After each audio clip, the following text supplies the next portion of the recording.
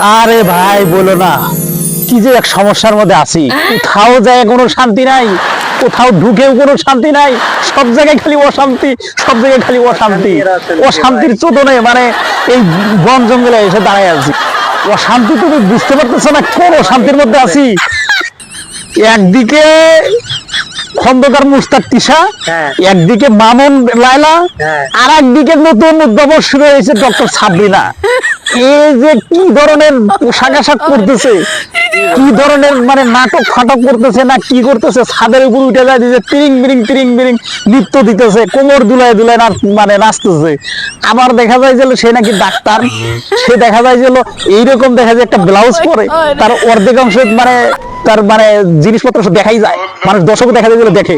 আবার দেখা যায় যে সে নাকি আবার চিকিৎসাও দেয়। মানে কি যে এক বড় অবস্থা। ফেসবুকে ঢুকলেই দেখা যায় যে মানে মানে ব্লাউজ পরে সে দেখা যায় যে মানে কোনো মতে খালি একটু মানে ঢেকে ঢুকে রেখে সে দেখা যায় যে বিভিন্ন শোতে যায়, সে ইন্টারভিউ দিচ্ছে, বিভিন্ন শর্ট ফিল্ম করতেছে, বিভিন্ন ধরনের সে করতেছে। মানে অবস্থা খুবই ভয়াবহ। এদের শেষ হয়ে যাবে ভাই, যুব সমাজ তো আর শেষ হওয়ার বাকি আছে কি। ফেসবুকে তো আমি নিজেই প্রতিষ্ঠিত, আমি নিজেই তো এই জ্বালা যন্ত্রণায় দেখা যায় বন জঙ্গলে এসে বসে আছি। এই ডক্টর সাবরিনা একজন ডাক্তার, এমবিবিএস ডাক্তার, সে ভালো একজন সরকারি গভর্নমেন্ট ডাক্তার ছিল।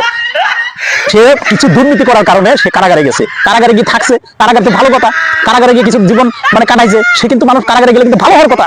সে কি করছে, কারাগার থেকে এসে দেখা যায় একের পর এক বই একটা বাই করলো, বন্দিনী, আবার দেখা যায় যে নাটক, শর্ট ফিল্ম, আবার এটা সেটা একের পর এক করতেছে। একের পর এক দেখা যায় যে অশ্লীল ভিডিও বানাচ্ছে। আবার দেখা যায় যে তার চশমা থাকে ছিল এইখানে, চোখ দিয়ে বাড়ি করে থাকে এইদিকে, মানে ঠোঁটে লিপস্টিক। সে এখন দেখা যায় যে চলচ্চিত্র নাটক জগতের হিরোইন হয়ে গেছে, মানে নায়িকা হয়ে গেছে। ঠিক আছে, এইভাবে যে সেটা যুব সমাজটাকে ধ্বংস করতেছে। তোরা এই ডক্টর সাবরিনাকে আমি বলবো, এই যে ডলাডলি মলামলি ভিডিও বাদ দিয়ে নিজের সামঞ্জস্যপূর্ণ, নিজের নারী, নিজের মেয়ে মানুষ, আদর্শ মেয়ে মানুষ, সে যে পর্দাশীল হয়ে ভালোভাবে ভিডিওগুলো তৈরি করে সামাজিক যোগাযোগ মাধ্যমে ছাড়ার চেষ্টা করো। এসব এই যে নোংরা পোশাক পরে ফেরে মানুষের কাছে ইন্টারভিউ আর দিবেন না। জাতি আজকে মুক্তি চায় তোমার কাছ থেকে।